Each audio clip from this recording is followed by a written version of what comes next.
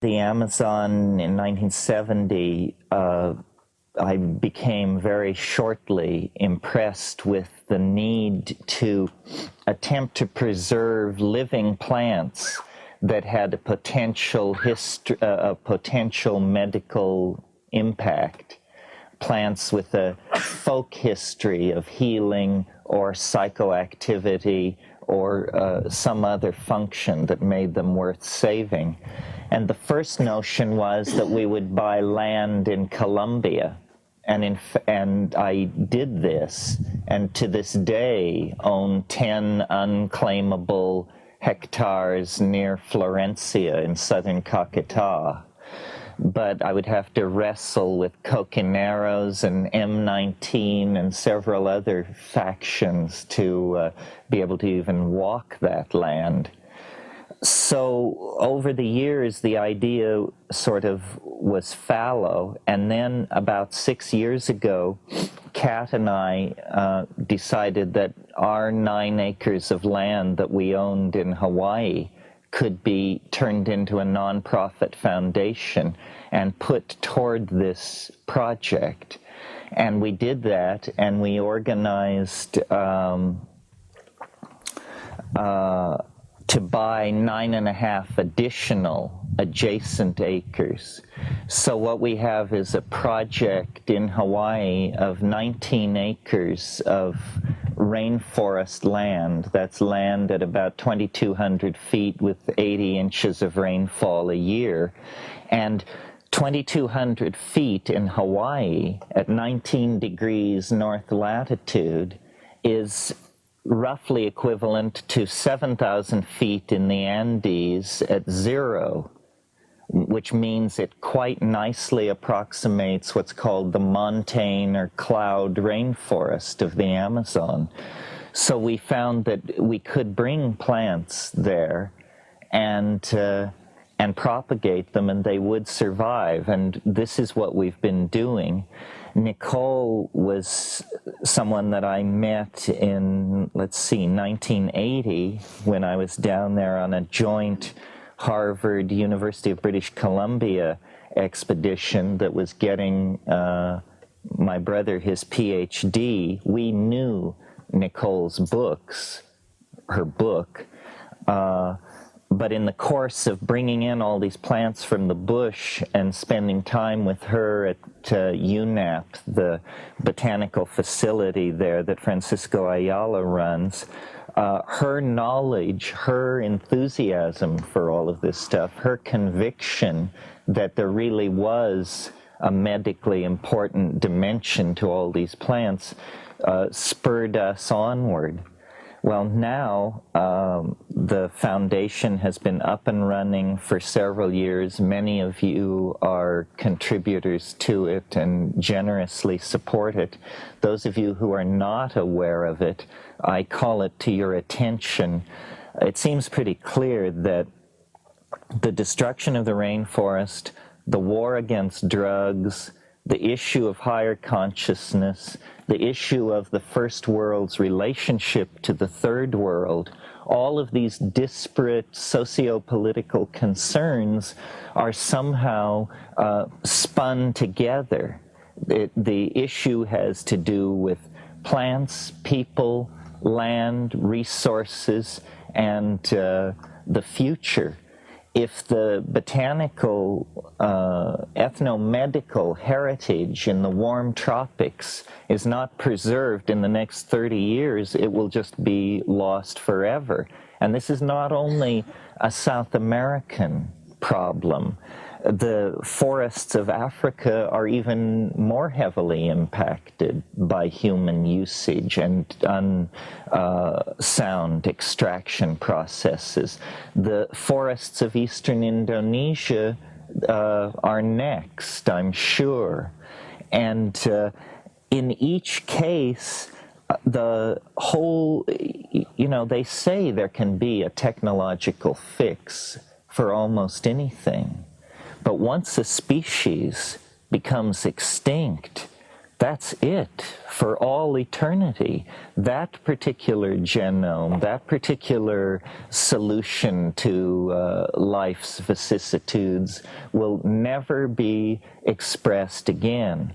So what we're trying to do is save that which is literally priceless. No price can be put upon it. Now the argument is being made that sound extraction processes are more profitable than clear-cutting and turning rainforest into pasturage. This is certainly true, but we can't be certain that this message is going to be heard. Also, and this is the particular focus of our concern, rapid as the destruction of the rainforest is, even more rapidly the human knowledge is fading, because these people are being absorbed into a global capitalist economy. They don't become shamans, they become outboard motor repairmen, tour guides, hotel managers, this sort of thing. They work in sawmills. If this knowledge is lost, the presence of the plants doesn't really mean anything in terms of its impact on human health and quality of life. So, and then the area where this is most acute, most controversial, most subject to manipulation by dominator philosophies is the hallucinogens, the linchpin of the shamanic ability to access these higher dimensions of information. And as we know, governments are extremely concerned to suppress any sort of chemical strategy that dissolves social conditioning. And shamanism is precisely this in its hallucinogenic incarnation. So one of the things Botanical Dimensions has stressed is the collection of the magical plants, the plants which have psychoactivity, the plants which are allowing these people to stretch the envelope of what is possible in the domain of cognitive activity. And I will argue, I'm sure, sometime before this meeting is over, that this is very important, that the archaic revival, which is this larger umbrella phenomenon under which the entire 20th century is operating, the archaic revival is going to include the revivification of these shamanic forms. In a way, human history for the past several thousand years is nothing more than an awakening to the power of the archaic revival. You know, it's a cliche of social dynamics that you never appreciate something until you lose it.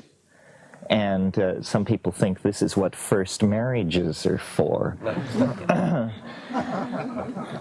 History is a kind of horrified realization that something has been lost, that there is an itch hard to scratch in the civilized context, that we have, out of fear, really, descended into patterns of domination of each other, of the environment, of our children, of our social relations with exogamous groups.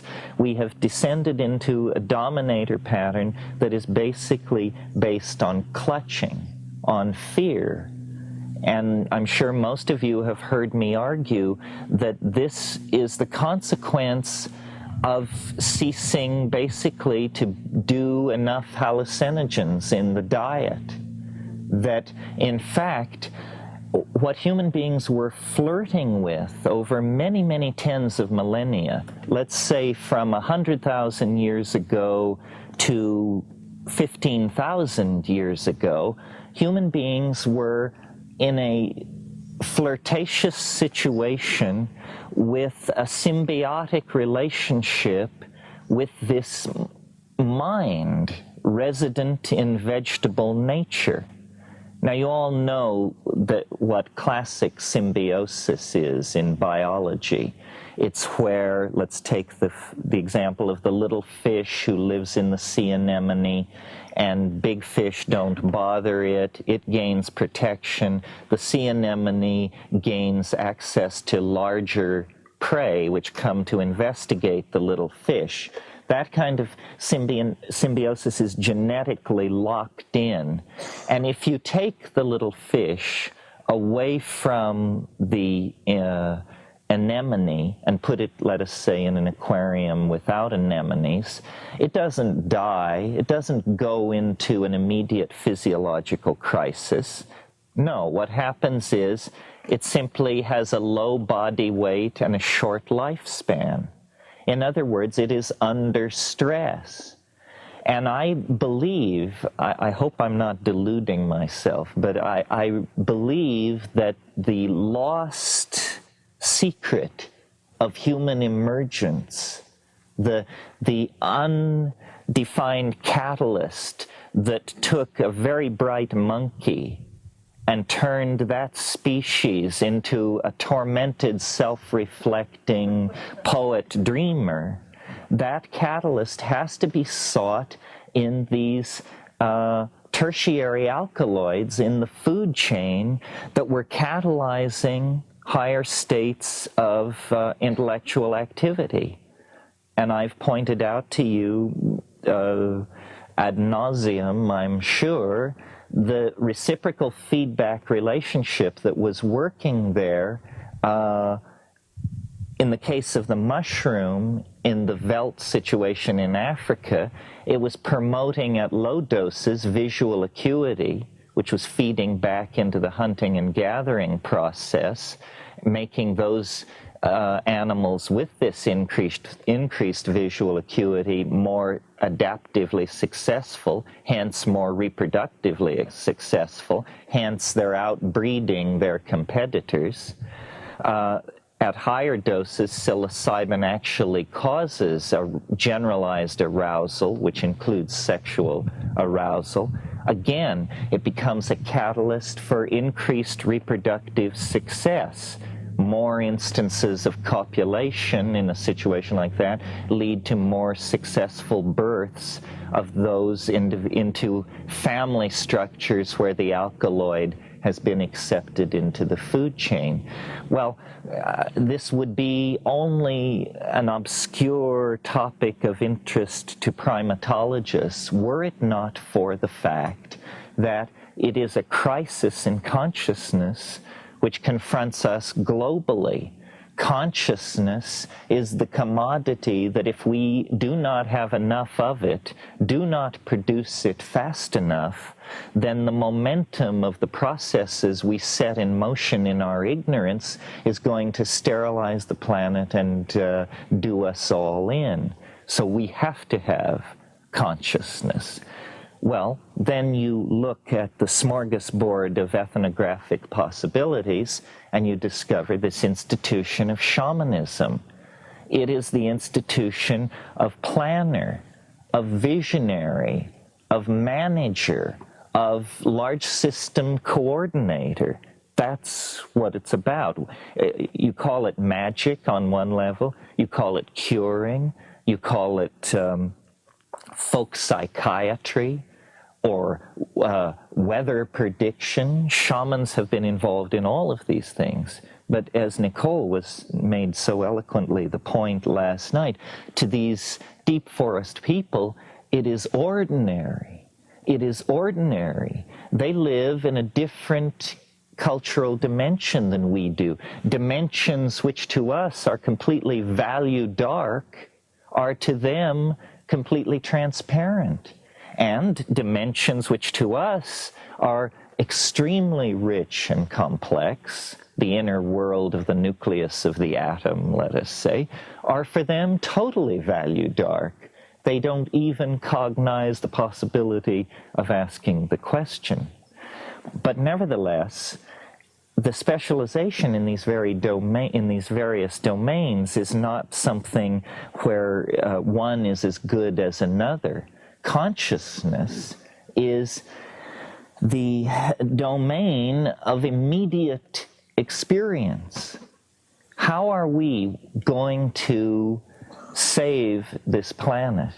How are we going to take the lethal cascade of toxic, technological, and ignorance-producing habits that are loose on this planet and channel them toward some kind of a sane and livable world? Well, the answer is emerging in culture out of the collectivity of global consciousness. It is what I call the archaic revival.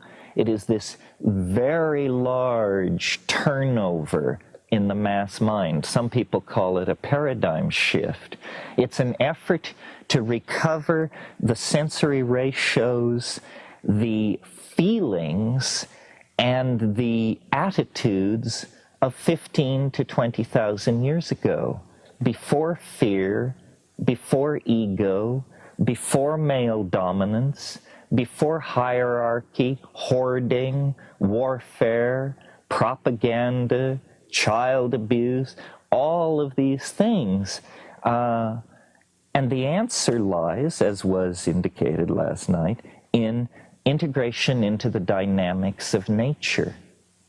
Well, so far as my analysis gives it to me, the only way you can abandon yourself to the dynamics of nature is to break through the language shell.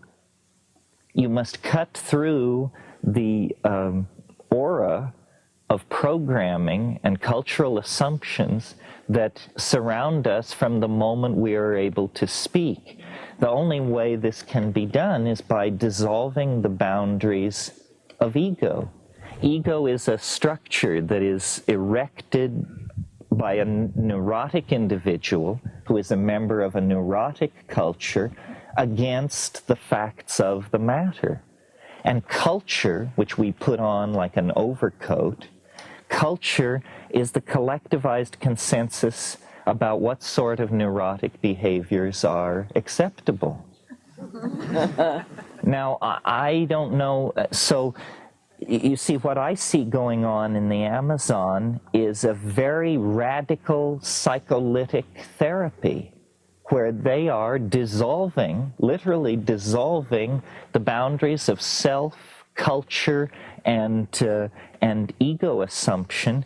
And then what you discover is not the white light, or what William James called a blooming, buzzing confusion, although in the first few minutes it can be like that.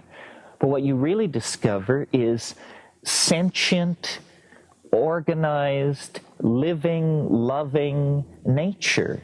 That nature is a force. Nature is a mind, a personality, organized with intentionality, organized with feeling, humor, grace, and conviction.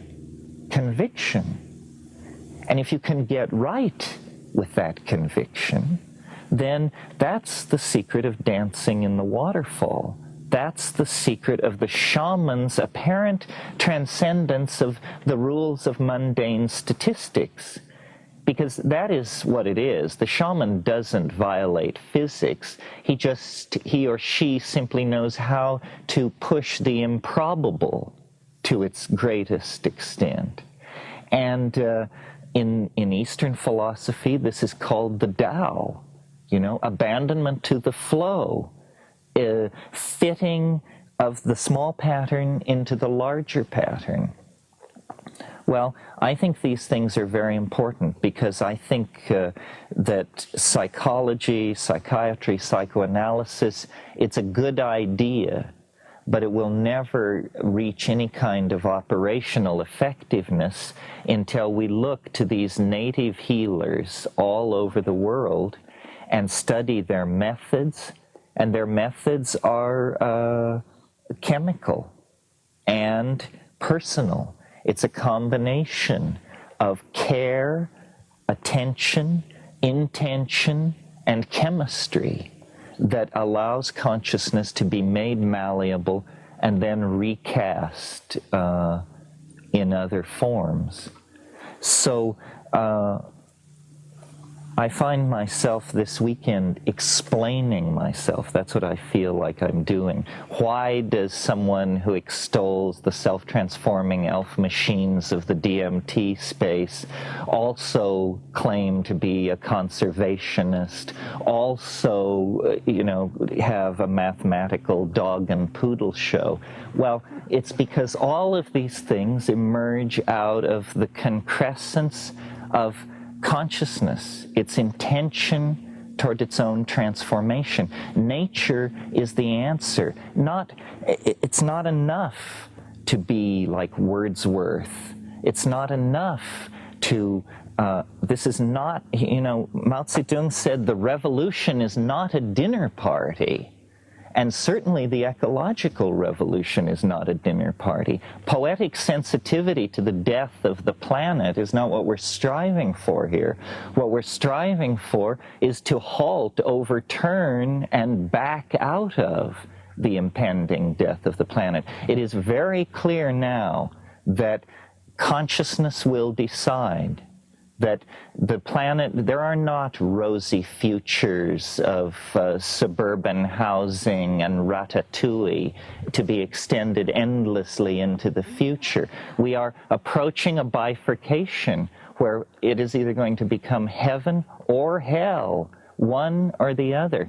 And I think that this archaic intuition, which I see reaching clear back to the birth of the 20th century and the 19th century, back to people like Alfred Jarry and Guillaume Apollinaire and the pataphysicians, the surrealists, the physicists around Einstein, Freud, modern art, modern dance, jazz, all of this stuff is an effort to reclaim the primitive, to reclaim the archaic, to reject all that powdered wig algebra that comes down through the French, English, German tradition of constipated male dominance.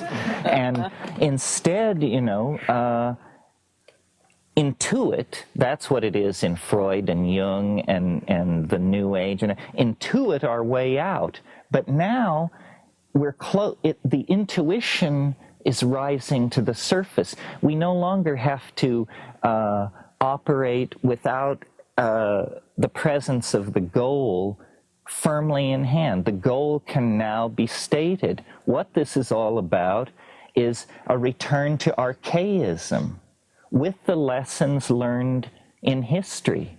That's where we were happy. The fall was a fall into a veil of tears, into a world of limitation and pain and suffering and infectious disease and so forth and so on. It's a prodigal journey into a lower dimension that can now be ended by a collective cultural decision to commit to this Taoist, shamanistic, feminized, cybernetic, caring, aware, present kind of being. I mean, it's nothing more than what each of us is in our very best moments. But we have to extend those very best moments to fill whole lifetimes. Think of the number of people who suffered and died that we could sit under this tree this morning. I mean, in the last 1,000,000 years, 9 times the glaciers have ground south from the poles, freezing the world into ice and confining human populations to subtropical valleys and the warm tropics. 9 times the interglacial periods have come and human populations have spread out over the earth. They didn't have radio, they didn't have antibiotics, contraception, statistical analysis or the partial differential equation, and yet somehow they managed to get us here. Are we then, as the heirs of that wave front, of the inheritors of a billion-year process? Are we in one generation to turn it into a massive pottage? I think not. I certainly hope not. I would like to believe that we could make that leap to conscious awareness that would allow us to take hold. Now, the problem, it was easy the first 10 years that I sat before you, because what we were doing was getting to know each other, to verify that we in fact existed, that I wasn't crazy, you weren't crazy, so forth and so on. Now, what looms ahead is the mess of politics. And this, I'm sure you have no stomach for. I certainly don't. I'd rather be stoned and rocked in the arms of the goddess. But as a matter of fact, this dominator thing is not going to be unhooked and put to bed without a struggle. Everyone is going to have to be counted. I've talked to you in recent months about memes. Memes being the smallest potential units of ideas. They're like genes. We are the nucleus of a mutant meme. The meme of plant consciousness, hallucinogenic consciousness, shamanistic consciousness. We have to refine this meme, replicate it through repetition, and spread it through society in the same way that a plant sheds seeds into an ecosystem. The idea will compete. The idea is a good one. It's adaptive, it's clever, it's tough, it's invasive, it can make use of many contexts to promote its own existence. But it can't do any of that if we don't replicate it and get it out. So I see these kinds of meetings as an opportunity for building community, as an opportunity for people to look around themselves and connect with the other people who are here. We cannot be told from the rest of the population unless we self-select and gather together at a single point in space and time. When we do that, we recognize each other. When this meeting is concluded, we will merge back into the larger stream of the body politic. But carrying this meme of the Gaian resurgence, the Gailanic wave that must come. I mean, people say it's so wonderful that you articulate these feminist ideas and so forth. I do it because I don't want to be dead. I do it because I don't want my children to have no world to live in. There is no choice. It's the walls are high and the current is moving very fast. What we need to do is merely keep our spirits high and learn to sing the song. That's just something or other. Nicole, would you like... It's very daunting. Well, don't be daunted. Here, let me give you the... Would you like the little black... One. Well, but does that do this? Does it? No. Here you are, my It dear. doesn't. Do you want to hold this, or do you want to bellow? Thank you. There you are. Perhaps I'd be better off without it, because whereas you see a very large, you see it all. I have seen a very small bit of it. I've seen that little bit up close. And it's not a bit that has been in everybody's window. They don't have it at Macy's. And but I've learned a lot from it. I've learned that we are only a small part of a very great unity, as you were pointing out. As a matter of fact, our feminism, so many of our ideas are really only, they've been held by these so-called primitives. Well, I guess they are primitives, means they came first. And so many of our ideas, for example, I am convinced that theirs was originally a feminist society, because you find traces of it everywhere. A woman in the Amazon is a chattel, they say. But I have so often tried to buy some native artifact from a man, and he'd say, I have to ask my wife. On the other hand, it shows up, the reverse shows up in many ways, like with the doctor I was talking about Kuvad this morning. Kuvad is the Amazonian method employed by many, or rather system, which is employed or in force in many tribes. When mama's going to have a baby, she simply goes to the edge of the river, possibly with a friend, another woman, and has it. And that's it. She comes back after washing up a bit, and Papa gets in his hammock, and he is a sick man for anything from 2 days to 2 weeks, depending on which tribe it is. And she takes care of him. Well, now, is that really subservience, or is it the sort of dominance, female dominance? I've never been able to decide. But it is not one that we could put over in our society. And you find traces of an ancient mother worship all through it.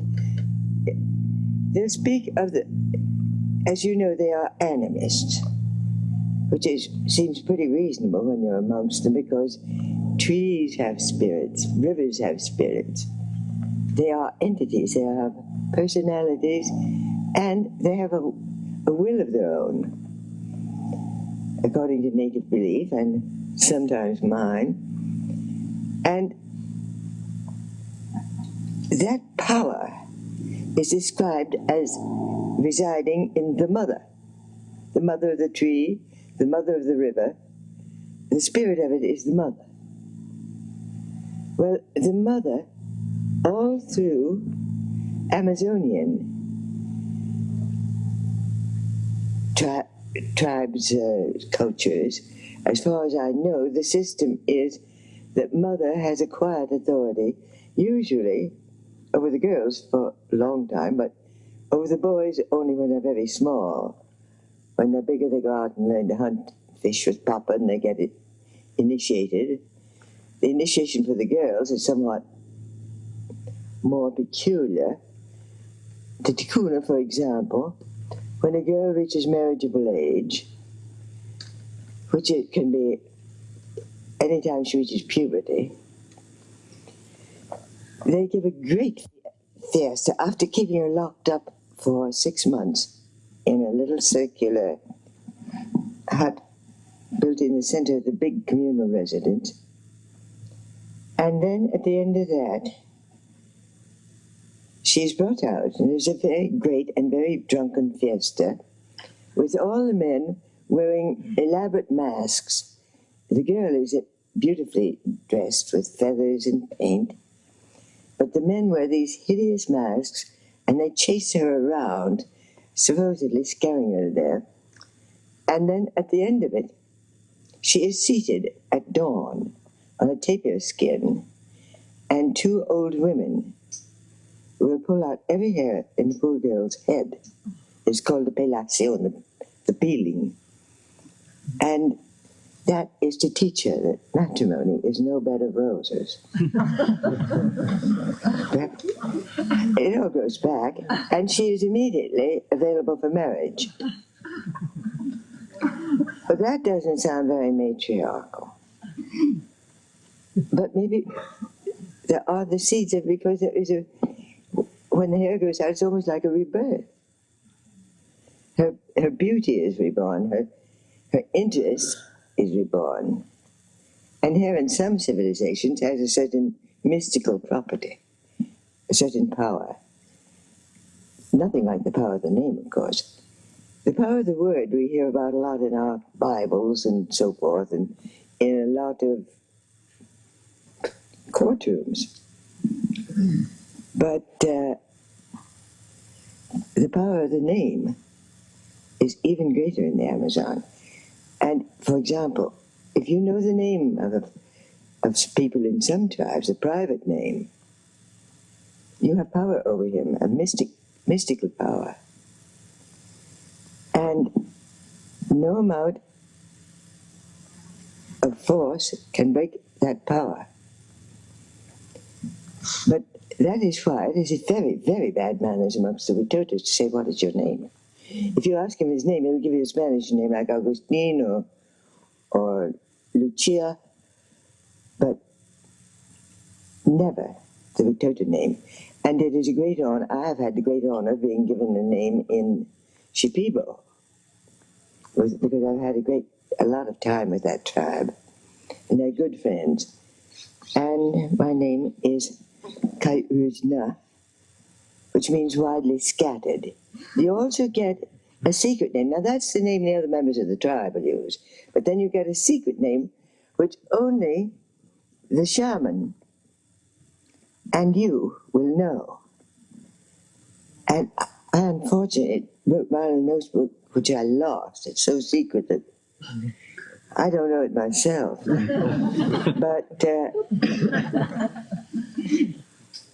But the name I have, when I go into a tribe and I say a group of Shipibos or Konipos, their language is almost the same, that I am Kai Uzna, I'm immediately accepted as one of them. Whereas if I say I'm Nicole, I'm an outsider. The name has power. Now part of that power is something that is very important when you're dealing with, as a shaman, with people. If it's quite, I think, rather important for them to know the real name, because the name is your soul.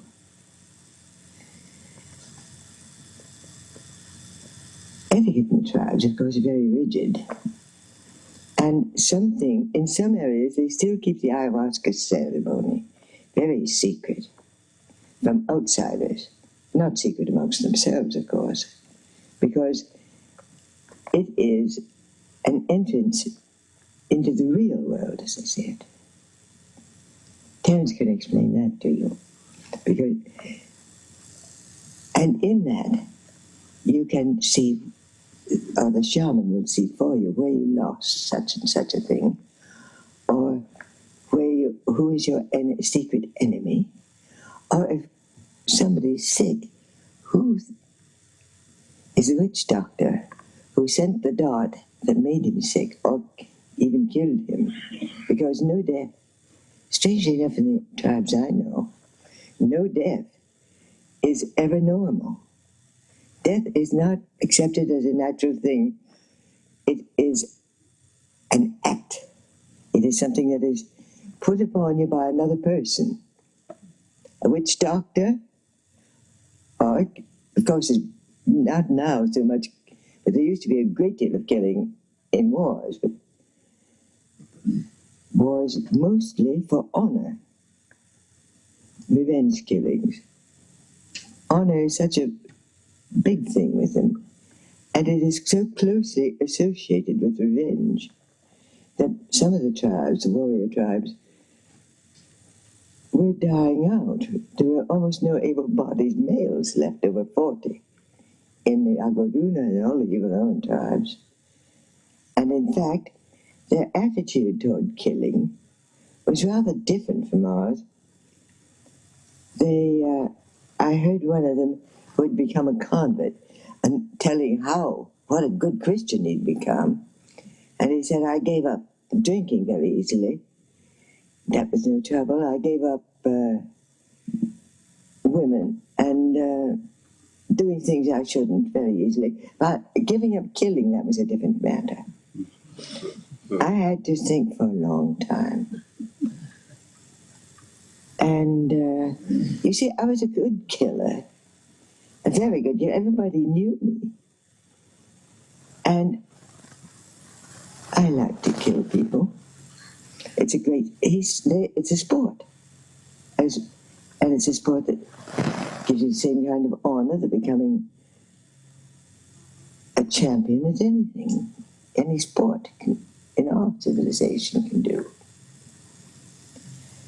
Therefore, the lifespan was actually very short until they were persuaded to give it up. But even now, I remember one case in which a boy was killed in a hunting accident, and the one who shot him happened to be a member of a family who was not very good, very friendly with the family of the boy who was killed. And they were thoroughly under the control of the missionary. And they went to her, fortunately a woman with a great sense of humor, and said, you don't mind if we kill him, do you? And the brother of the dead boy said, she said, well, no, you can't do anything. She thought you mustn't. And they argued, and he said, well, what will people say if I don't? Because it is a matter of honor. And this all goes back to what I was talking about yesterday, honor being the one thing they can keep, the one possession of value. And it makes quite a difference in your civilization. Well, I think going to these people with an attitude of interest in their medicine has given them a sense that they didn't have from the petroleum people or the rubber people. Well, I don't get that anyway, because there aren't very many of us doing that. They are accustomed to seeing people who have these marvelous chains, the magic saws that will cut a tree in 10 minutes. It would take them all day to hack through with a machete. And you have the machines that will land on the water, the planes. Those people must be superior, and they act superior and impose their will in a most superior way. So the kids are very much impressed. They don't want to. Those people have their medicine coming in boxes and in little bottles, and all wrapped up in paper. And if you offer an oil driller a plant to cure his eye infection, he's going to laugh at you. And he'll probably say, don't be dumb. And so they get very much ashamed.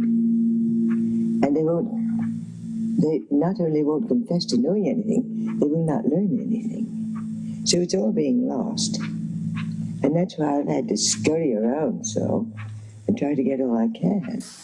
A friend of mine, Ted Law, was a flyer in the jungle. Had very bad rheumatoid arthritis. And he noticed an old woman in one of the villages who had been terribly crippled was suddenly, not very suddenly, it took several months, but she was straightening up and running around and striding out in very good shape. And he asked her, how come? She explained to him she had taken this unanopsis. So he tried to take it. Well, Ted was a diabetic. He got rid of his rheumatoid arthritis quite quickly and very successfully. By quickly, I'm saying a couple of months. But to his astonishment, he no longer needed the insulin he was taking. And now he takes it for that instead of for the... Because you have to keep taking that one. At least 10 things you do. And there are all these things, and I think what I could do for AIDS. Why can't we get somebody investigating these?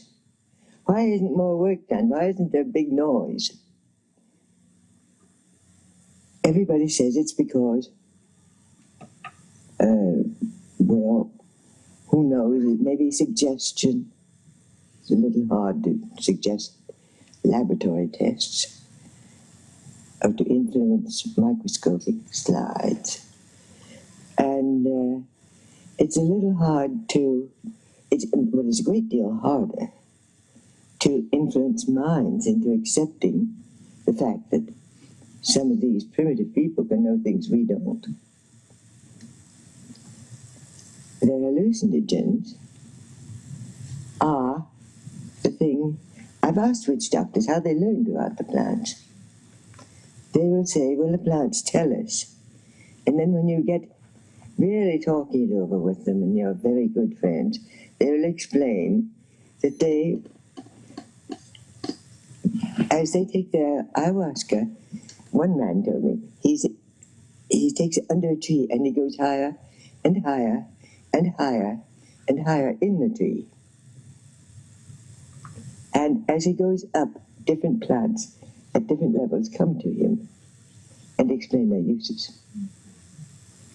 And he's very good as a curandero, a healer. Plants do tell you. I actually got a plant once told me. But that was in New Hampshire. And I was in a very bad way with a bad attack of dysentery. I was visiting a friend. I didn't know any doctors. She was away for a couple of days. I didn't know any doctors to get a prescription for paregoric. And I walked out in the garden, out in the back, and there was a whole lot of stuff around. A little plant that it looked like a ground cover of some sort. And somehow that plant, I knew all of a sudden it would be good for me. And I looked it over carefully because that's a very reckless thing to do, take any plant without knowing. There's some extremely toxic ones. And it was, I checked the flower and it was a labiata, the mint family. Practically none of those are very toxic. And so I made a tea of it and I drank it and it fixed me right up. And then my hostess came back and I asked her what the name of the thing was. She said it was ground ivy. And that in all the herbal books is recommended very highly as a cure for intestinal problems of that nature. They do tell you. But you have to know them, and they have to know that you love them. You probably are all fully aware of the the emotional reactions of plants. They've been told in a number of books. What's the name of that guy? I knew him too in New York. He was teaching the police forces of the whole country to do lie detector tests. No, I don't know. it was the first one. And he invited me up to see his plants react. And you probably all know this, he put on the little gadgets on him, and he had this huge desk, and the whole top of it was all very electronically elaborate. And he'd get, if you approached with a burning match a plant, you'd get a reaction like that on the graph. Well, that's awfully well known, but if they can react defensively, why can't they react in other ways? Or rather, not react, act. The witch doctors will tell you they can, that the mother of the plant is what does it. And the mother of the plant is best and most often met and chatted with through the influence of some psychedelic drug, some consciousness changing. The pumalas, which are snuffs used in Colombia. The ayahuasca, I think, is the most widely used, but there are dozens of them. And in fact, you have to be a little careful because they will tell you this or that will get you mareado when it won't. Ayahuasca and things like that. They'll assign the people who don't know very much and who want very much to impress you will assign fantastic powers to plants that really don't do very much. But the ones that do very much do it thoroughly and with a will of their own. I've met bad ones too. I remember one ayahuasca ceremony when something started pressing on me, from both sides and crushing me. I was having a bad trip. But it wasn't just that. I said, "You can't do this to me." I said it aloud. "I am stronger than you are. I will dominate you, you're not going to dominate me." And it went away. And just then the witch doctor's assistant, the shaman's assistant, came over to me and said, "Something is wrong here." I started with this fan to direct the spirits. Fans are off. And he was aware that something was wrong. But I said, "It's already all right." And it was. But you see, you can fight back. Even in the middle of the dream. Which to me makes the dream rather more convincing. The fact that it can get turn nasty on you and want to harm. There are things that want to harm you, as well as just all sweet and lovely. Have you ever had that experience? Oh, yes. You mean of difficulty in the psychedelic dimension? Of having an evil one? Yes. You know Don Fidel Mozambique. Yeah. You took me there, you and Dennis. Oh, that's right, yes.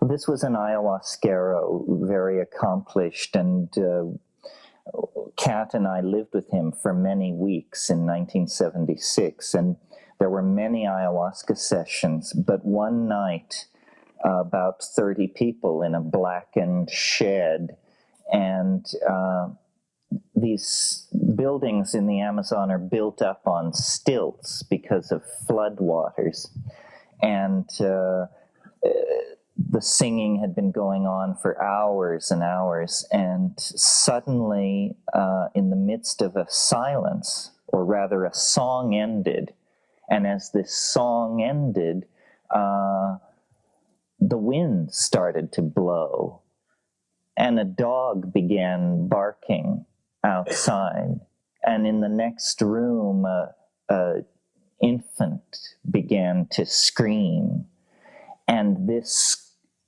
confluence of disruption, the shaman jumped to his feet to the middle of the room, quivering, and imparted a shivering motion to the whole house, and just made the whole house shiver. And then you could feel this thing lift. The wind died down, the baby calmed, the dog stopped barking. And nobody in that room had to be told that there had been a near pass of something very peculiar there. There are, it's a wave mechanical medium, the dimension that ayahuasca conveys you into, and it's like surfing. The same wave that can lift you up and carry you ecstatically toward the shore, if you cut it wrong, can drag you down and beat your head against the bottom of the ocean till your contact lenses fall out. So there are techniques and there are moods. Something you said, Nicole, about the plants being aware of the approach of the match. I had an experience this summer which brought all this home to me. It was actually a double experience. It was quite peculiar. We have a plant in the botanical garden in Hawaii called lupuna. It's a magical plant. It's a plant that the Indians say should never be approached except if you're celibate, and it's a very heavy magical plant. Is it the tree? The tree, yeah. And I didn't know this when I first planted the plant, so I've planted it perhaps not in the best place, perhaps too close to public traffic ways. And near it, there is an old dead tree with a big branch which sticks way out. And my caretaker and I were down there with our machetes working one morning in this area, and we heard this sound like the crack of a rifle.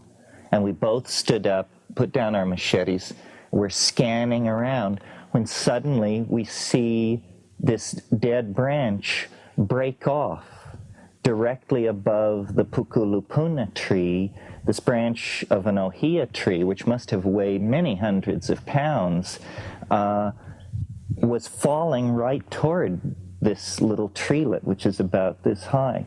And I swear, about 20 feet above the ground, this log weighing several hundred pounds just exploded into pieces, was just blown literally out of the air and landed in a series of several hundred-pound fragments all around this lupuna tree.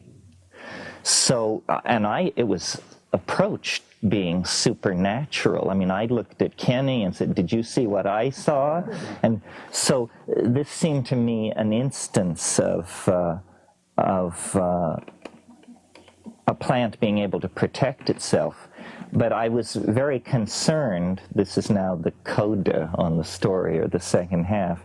I was concerned because this dead tree from which the branch had fallen is a tree that we have covered with ayahuasca. And so I went running up to see how much damage had been done to this specimen plant and how much of it had been dragged out and disrupted, and none had. And then I recalled that though I had trained the ayahuasca up into this tree, it had always refused to grow out on this one branch. And this was the branch that broke. And there was a old Hawaiian mountain pot grower there who looked at this situation and uttered the sage remark, "It can sense instability." And so it didn't go out on that limb. And I thought, well, wow, is this true? Could it sense instability? And then I tried to figure out, well, how could it sense instability? And then someone offered the idea that, well, maybe the pressure of the wind on a dead and weakened limb has a different vibe than the pressure of the wind on a solid and growing limb, and this thing could actually sense that the limb was rotted and wouldn't go out onto it.